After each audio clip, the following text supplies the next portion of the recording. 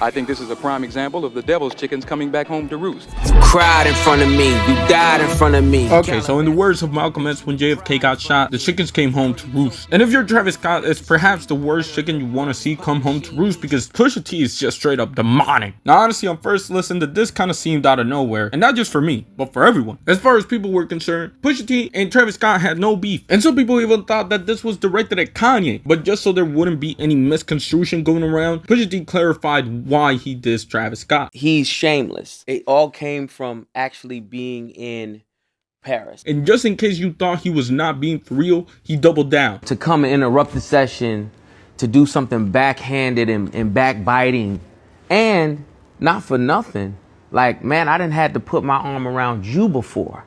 But after listening to what Pusha T had to say and considering what his reasoning was, it all started to check out. In fact, if you were listening and paying attention, you would understand that this isn't anything new. And in fact, there's a way bigger and more popular song that this Travis Scott, for this very same reason, amassing over 50 million views on YouTube and more than 150 million streams on Spotify. And the crazy thing is, it was released by Pharrell Williams. And contrary to what many people believed back when it came out, this is not aimed at Drake. Because when you take a deep dive into the lyrics, you start noticing that the song really is aimed at Travis Scott. And I believe I can prove it. I mean, the song literally begins with the lyric, "Hey, what are you hiding?" Which I know at the time didn't make any sense, but given what Pusha T has said about the meltdown verse, and how Pusha T and Pharrell Williams feel as though Travis Scott was hiding the Drake feature from them when he played them the song, I personally believe that it isn't a stretch to say that this is Pharrell Williams talking directly to Travis Scott. In fact, that would also work with the following lines being, "What you doing when you're gone? Nothing wrong with being private, make sure it ain't wrong." Wait for Pharrell to say that he's okay with Travis Scott not speaking out. Like, not everybody handles issues that way, but when you're doing something wrong, it is kind of a bit messy, right? Because the thing isn't that he is friends with Drake, is that he platformed a Drake diss on Pharrell, which can be very confusing if you're Pharrell Williams. Imagine your student, a person that you've helped out and been friends with for years, not only posted up with the guy that hates you, but also co-signing him in doing so. It's not even like Travis Scott necessarily stabbed him in the back either, which low-key stings even more, because it's not that he shows Drake's side, it's that he didn't choose any side. Which is why the next bar of the song feels like Pharrell directly speaking to Travis once more, when he says, "Your life double-sided, two-faced like coins, which side do I get?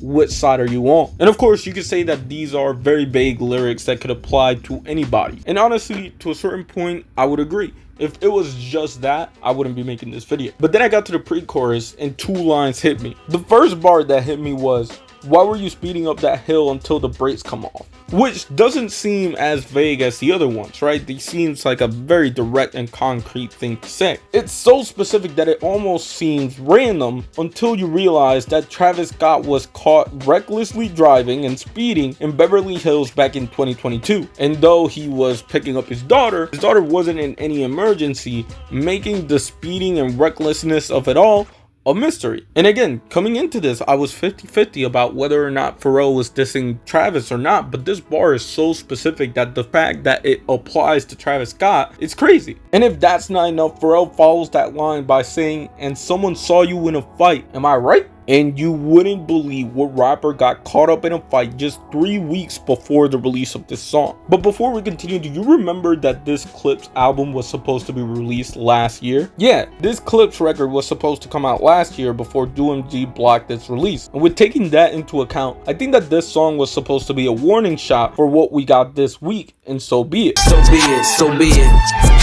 A song that has likely been done for over a year. And what made me think of this is that Pharrell brings up the fight and Push brings up the guy that Travis fought. Yeah, but I got the video I can share in AE. AE referring to Alexander Edwards, the person that Travis fought just 3 weeks before the release of Double Life. Now, that brings into question, why would Pharrell diss Travis Scott and not Drake? After all, Drake was the one that was disrespecting Pharrell.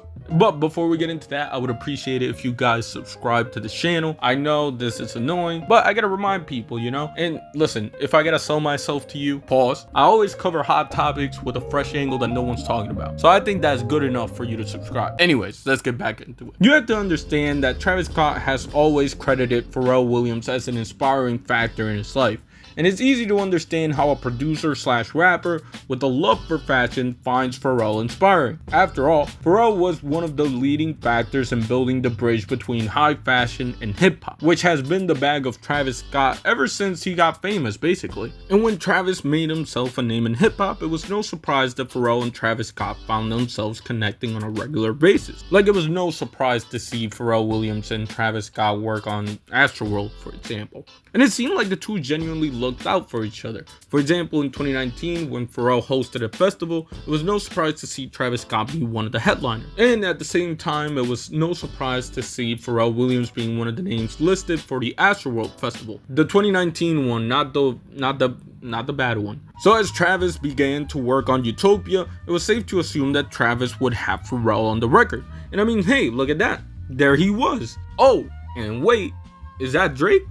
So just so we're clear, it's not that Drake was on the record. You've had Drake and Pharrell on the record before. Is what Drake was saying on that record that makes it bad. So to me, it's not a surprise when the song features lyrics like, do you feel bad when you lie? The look on your face says the best life, and then come home like it's fine. Like, again, Pharrell is, and rightfully so, hurt by the feature on Meltdown. Chains that I bought from your boss, give a fuck about all of that heritage shit. Now, I feel like I should explain the Meltdown verse just a little bit because I have brought it up like a lot. You could go back as far as 20 years ago when Birdman scammed Pharrell and how that unraveled, butterfly effect type shit. But as long as it's Pharrell and Drake, I feel like you're good enough by understanding that Pusha T released the story of Added On, and though Pharrell didn't like it, Drake still had this fuck everybody in the Pusha T camp. And to this Pusha T, he bought Pharrell's chains, and then on Meltdown he was like, yo, I bought your chains and I'm melting them down because these are the things that you love. Because to Drake, the chains mean something. It means like ownership, I guess, which is why a year later he would run back the same play with Kendrick Lamar by being like, hey, I bought the Pharrell chains, haha. But again, the chickens came home to roost, and if Pusha T is the worst chicken, Kendrick Lamar is like the second worst. Say Drake,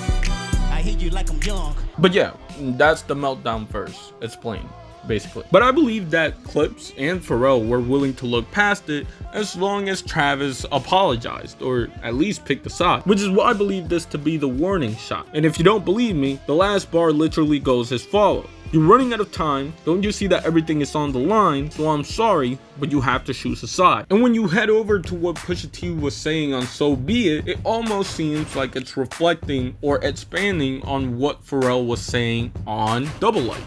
And I truly believe that this was aimed at Travis Scott. And the only reason why people didn't realize sooner is because people called it a Drake diss like way too soon. But I guess it makes sense because it does have some vague lyrics that kind of apply to Drake. But listen, man, it applies to Travis Scott like way more than it does Drake. But for now, we just gotta wait for what happens next. Does Travis Scott respond with a diss track? If so, what does a Travis Scott diss track even look like? And if he does diss Pusha T, how will Pusha T respond? Well, I guess we'll just have to wait and see. With full transparency, originally this video was not gonna be this, but then I realized, I started piecing the puzzles together. I looked it up on Reddit and on Twitter and I saw nobody talking about this, and I just had to bring this fucking story to light. Anyways, with that being said, shout out to y'all, shout out to me, shout out to God, shout out to Jay Dilla, and yeah.